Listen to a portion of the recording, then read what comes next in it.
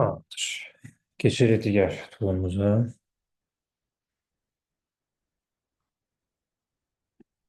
İşte siz həmişə belə rahat olursunuz günortalar. Bəzən. Bəzən. Aha, çox vaxt bəzən. Onda elə alınanda bəlkə elə günorta keçək. Tamam, onda mən sizə xəbər eləyərəm. Hə, dərs günlərimizdə mənə deyin. Mənə də okey olsa elə Tamam, günorta keçəkdir. tamam, yaxşı. Deməli, indi isə keçirik spreylərə. Bu spreylər bugün ümumiyyətlə hər keçdiyimiz toolların %80-90%-i backgroundlar üçündür. Background'un görürsüz önəmi nə qədərdir. Əl atdığımız bir çox tool backgroundların hazırlanmasında, kreativ şəkildə hazırlanmasında istifadə edilir. Bu spreylər həm backgroundlar üçün yaxşıdır, həm də vizit kartlarınızda ikon kimi istifadə etmək üçün də yaxşıdır. Necə işləyir bunlar? Symbol spray toolu seçirik.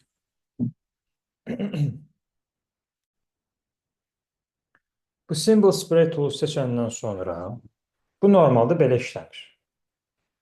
Deyir ki, simvol seçmək lazımdır. Simvol panelini seçmək lazımdır. Bunun üçün gəlirik Windows. Windowsda Symbols tapırıq. Symbols pəncərəmiz çıxır. Bunlar simvollardır. Burada kitabxana var. Bu kitabxanada istədiyimizi seçirik. Müxtəlif cür, yəni simvol olanlar var. Burada müxtəlif cür simvollar var və gördüyünüz kimi və balaca üçbucaq var burada. Buna basaraq istədiyiniz simvolları seçə bilərsiniz. İstədiyiniz tərzdə simvollar var. Bunların hansı ürəyi istəyir seçə bilərsiniz. Burada mesela gül var tutaq ki, mesela gül ləçəni seçdik, düşdü bura. Əmin olmalısınız ki, bura düşsün.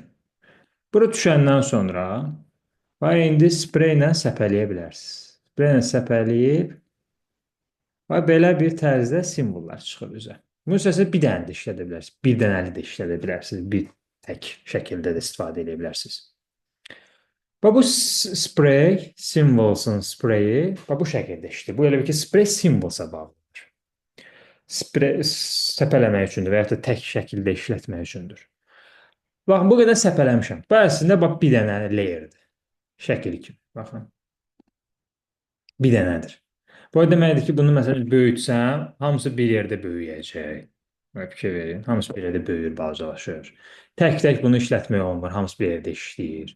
İndi bunu Xmod edib tək-tək işlətmək olar, amma Xmodsız da bunu necə eləmək olar? Alternativ toollarımız var. Və buradan buracan, bu da daxil olmaqla bu simvolsu editləmək üçündür. Simvolsu editləmək üçün istifadə edilir. Necə yəni? Məsəl üçün, symbol shifter tool. İstiqamət dəyişmək üçündür. Bunların istiqamətini dəyişə bilirsiniz tək-tək. Siz bir yerdə, siz tək-tək. Bunun üstünə iki dəfə basıb belə bir interfeys açılır. Bunun diametrini dəyişə bilərsiniz. Dairənin ölçüsünü balacalaşdıra bilərsiniz. Və bu şəkildə bunların istiqaməti məsələn dəyişirsiniz. Və tək-tək belə bu şəkildə işləyir. Symbol Sunshine toolda isə yaxınlaşdırır. Bir-birinə yaxınlaşdırmaq üçündür. Müəyyən qədər amma yaxınlaşdırır. Bir-birinə yaxın olanlar daha da çox yaxınlaşdırır. Bu şəkildə işlədilir. Hələ ki, birində uzaqlaşdırır, birində yaxınlaşdırır da. Bu elə bir uzaqlaşdırmaq kimi təsəvvür edin. Bunu da yaxınlaşdırmaq kimi düşünün. Symbol Sizer tool. Böyütmək. İstədiyiniz üzərinə basırsınız, onu böyüdürsünüz. Görürsünüz, böyüdə bilirsiniz. Rahat şəkildə. Symbol Spinner toolda isə fırlatmaqdır. Baxın, istiqamət dəyişə bilirsiniz. Şimdi bu ləçə idi deyə çox da gül ləçə idi deyə bunun çox da fərqi olmur da. Dəyişir amma görürsünüz də. 360 dərəcə şəklində necə istəyirsiniz, bucağını dəyişə bilirsiniz. Tək-tək. Symbol Stainer tool. Symbol Stainer toolda rəngi dəyişmək üçündür. Gəlirəm buradan istədiyim rəngi verirəm. Üzərinə klikləyirəm, rəngi dəyişirəm. Görürsünüz? İstədiyim kimi tək-tək rəngləri dəyişirəm. Ha, bu şəkildə. Symbol Screener tool itirtməkdir. Yox edirsiniz. Hansıların yox olmasını istəyirsə, onun üzərində çoxlu klikləyərək və yox edirik. İtirdirsiniz. Və bu şəkildə. Gəldi bu axırıncı tula. Symbol Styler tool. Bu Symbol Styler tool neydir? Bunu seçdim. Bu aboy kimi istifadə etmək üçündür. Yəni aboy kimi istifadə edəndə bu ə, qrafik stildən istifadə edir. Elə bir ki, verdiyiniz simvolun üzərinə aboy vermiş olursunuz. Ənənəvi olaraq. Bir dəqiqə gözləyin zəhmət olsa.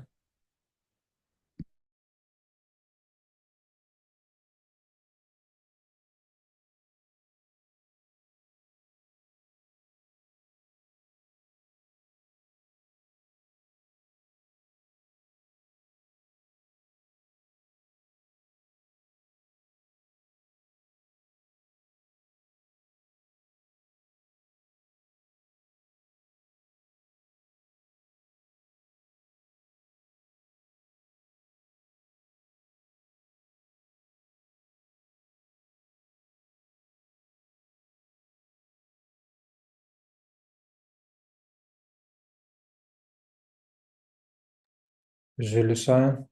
Deməli, bu axırıncı tool həmin o qrafik stil bizə lazımdır. Bu normalda işləmir. Deyir ki, qrafik stil tapmaq lazımdır. Gəlir Windows'a. Windows'da burada qrafik stil var. Graphic Styles. Graphic Styles seçirik. Burada kitabxana var. Kitabxanaya klikləyirik. Kitabxanaya kliklədikdən sonra burada müxtəlif cür qrafik stillər var. Məsələn, birinə giririk. Məsələn, 3D qrafik stil. Başlayırıq üçbucaqlarla gəzməyə və bizə maraqlı olan qrafik stili seçmək üçün. Məsələn, tutaq ki, bu. Götürdüm, bura atdım. Bunu belə bir dəfə klikləyərək düşmür bura. Qrafik stillə sürükləyərək bunun içine atmalısınız. Simvolsa birbaşa düşür, amma qrafik stillə düşmür. Sonra buradan seçirik. Seçdik və gəlirik, klikləyirik.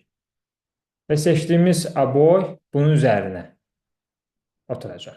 Qrafik stilimiz. Müxtəlif qrafik stillər var da. Bir növ həm də effekt kimidir. Amma bu şəkildə düşdü. Gördünüz? Ayrıca bir effekt kimidir. Və belə kağız. Burada məsəl üçün başqaları da var. Tutaq ki.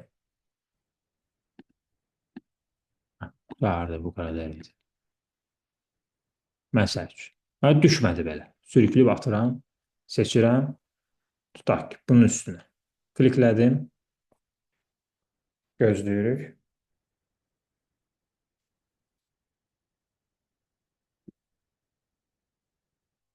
Və bu şəkildə oldu. Bu da bu şəkildə verir. Əlavə olaraq simvol sarıcının üzərinə qrafik stilimizi bu şəkildə vermiş olursunuz. Gördünüz? Bəli, bəli, gördük. İndi bir background necə hazırlamaq olar bunun vasitəsilə? Nümunəyə baxaq. Məsələn, nümunələr var burada. Yazılıb symbol. Adı kimi yazaq. Eynisini yazaq. Daha rahat görmək üçün. Symbol spray tool. Symbol spray tool Illustrator. Burada baxın, belə bir şeylər eləyənlər var. Görürsünüz. Backgrounddan qarışdırıblar.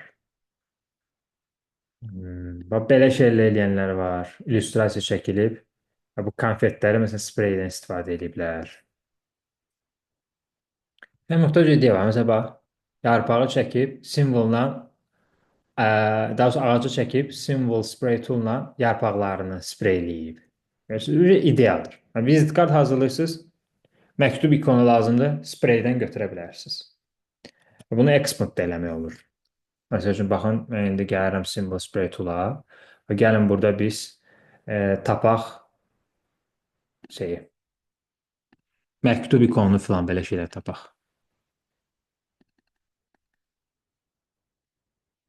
Deməli, symbols. Və burada bir digər belə ikonlar, Page'də ikonları var. İndi mənə lazımdır ki, və bu mobil üçün ikonlar. Bax, adam ikonu var. Götürdüm bunu. Bir dənə sprey bastım. Düşdü. Bir dənə mənə. Və mənə lazımdır bunu vizit kartda işlədim, düzdür? Bunu Xmut eləyirəm. Xmut price. Bir dənə də Xmut. Şö. Hazırdır. Sonra direct selection tool seçirəm. Deyirəm ki, bu sarılar olmasın da. Bunları belə tutub dartıb. Burada gradient çox oldu. Və silirəm bunları.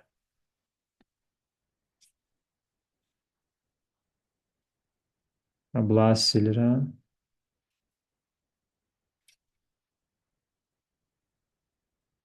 Direct selection tool'la seçdim.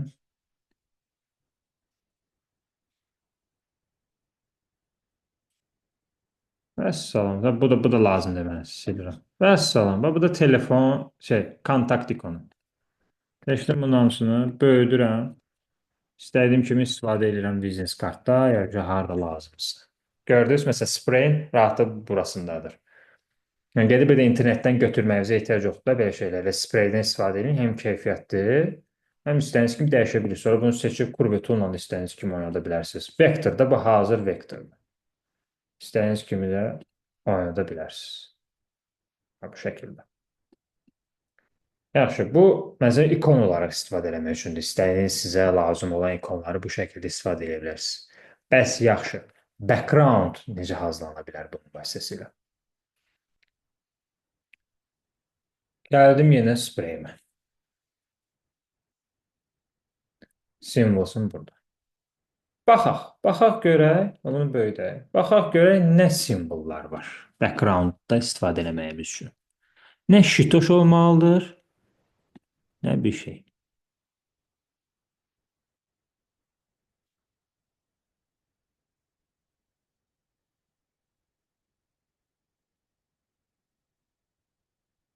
Məsəl üçün, seçdim bunu. Bir dənə bundan götürdüm. Export elədim. Bunu istəsəm rəngini dəyişə bilərəm, istəsəm belə saxlaya bilərəm. Böyütdüm.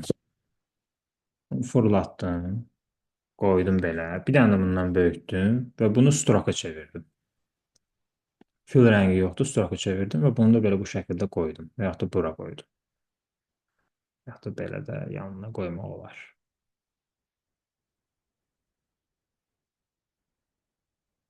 Məsəl üçün, göz o bir dənəsindən amma bir dənə belə bir şey çıxartdıq. 2 dənə element şəklində.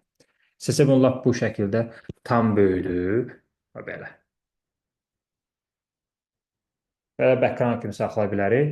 Biznes kart üçün tutaq ki. Burada da kontakt hissəsini yaza bilərik, məsəl üçün. Belə bir elementlərdən də bu şəkildə istifadə edə bilərsiniz. Artıq ideyaya görə dəyişir. Bunlar ayrılıqda istifadə eləmək olar. Xmtl-dən sonra bunlar parçalanır. Xmtl-dən sonra bu sprey birincidən şəkil kimi olur. Amma siz şey kimi istifadə elədiyiniz zaman nədir onun adı? Xmut eləyəndən sonra vektor kimi işlədə bilirsiniz. İstədiyiniz kimi parçalayıb, rahat şəkildə hara istəyirsiniz qoya bilirsiniz. Bu üslublarla yola çıxmış olur.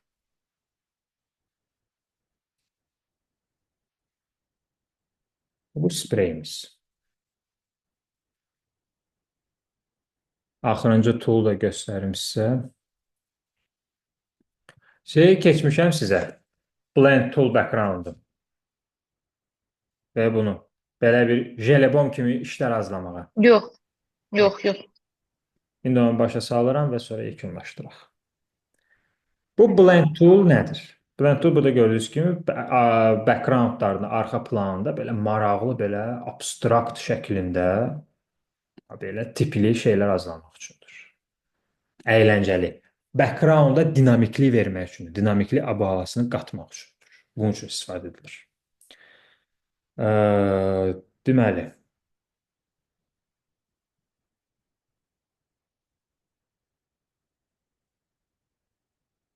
yəni bura.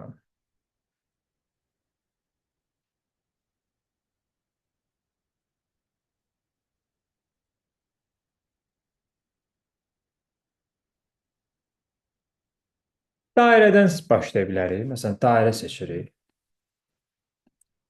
Gradient veririk. Gradient öz olmalıdır. Gradientimiz ya liner ola bilər, ya da radial. Freeform gradient versəz, blendi istifadə edə bilməyəcəksiniz. Yəni, o tipli abstrakt dinamikliyi hazırlaya bilməyəcəksiniz. O ancaq liner və radialda işləyir. Həm maraqlı bir rəng veririk.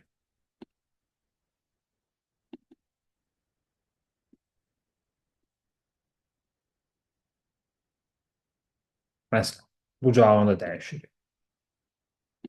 Öz-özümə belə maraqlı şeyləri istifadə etməyə çalışıram.